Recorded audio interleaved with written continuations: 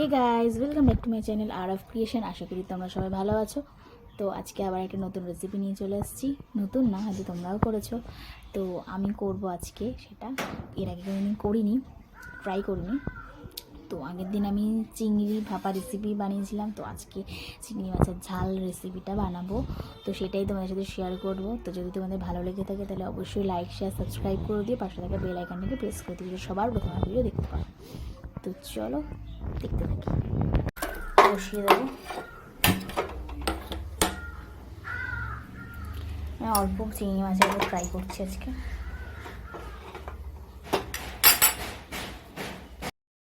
দুটো শুকনো লঙ্কা ফোড়ন দিয়ে দিয়েছি।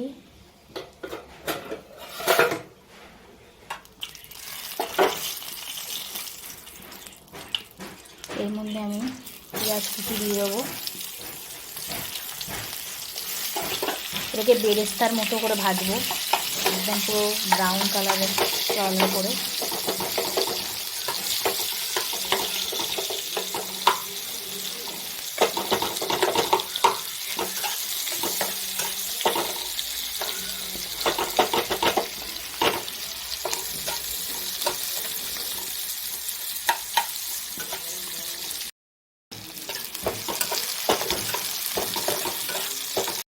তো ব্রাউন হয়ে গেছে, এর মধ্যে আমি এবার পেঁয়াজ বাটাটা দিয়ে দেবো।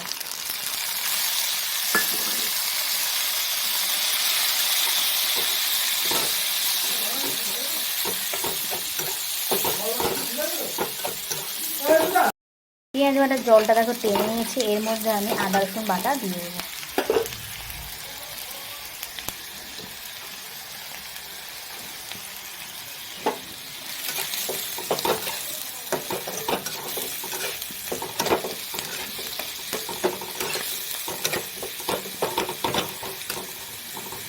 এর মধ্যে আমি লবণ, পরিমাণ মতো লবণ, হলুদ আর গুঁড়ো লঙ্কা দিয়ে দেবো। দিয়ে দিয়েছি, এখন নাড়াচাড়া করে নেবো।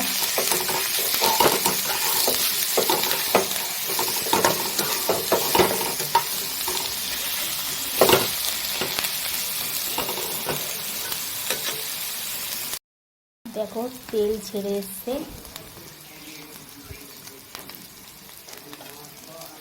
এবার এর মধ্যে আমি সামান্য জল দিয়ে দেবো, কারণ আমার চিংড়ি মাছের পরিমাণ কম, যদি জলটার পরিমাণও কম হবে।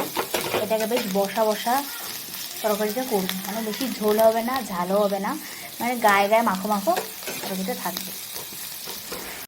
জল দিয়ে দিলাম সামান্য।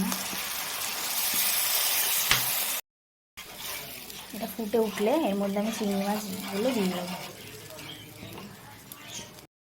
ফুটে উঠেছে, এর মধ্যে ভাজা চিংড়ি মাছগুলো দিয়ে দেবো।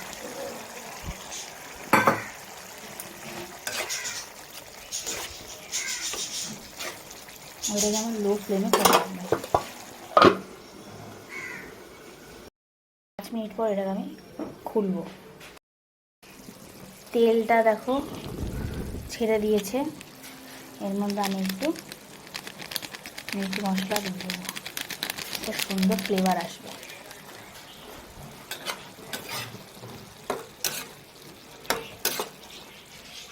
আবার এটাকে স্টিমে দিয়ে দেবো। ঝালটা কিন্তু আরও বসে গেছে, আর দেখো তেলটা উঠে এসছে। এবার আমি এটা নামিয়ে নেব। খুব সুন্দর একটা গন্ধ বেরিয়েছে, দারুণ লাগছে। তো আমার রেসিপি যদি ভালো লেগে থাকে তাহলে অবশ্যই লাইক, শেয়ার, সাবস্ক্রাইব করে দিয়ে পাশে থাকা বেল আইকনে ক্লিক করে দিই। তো আজকের মতো এই পর্যন্ত, টাটা।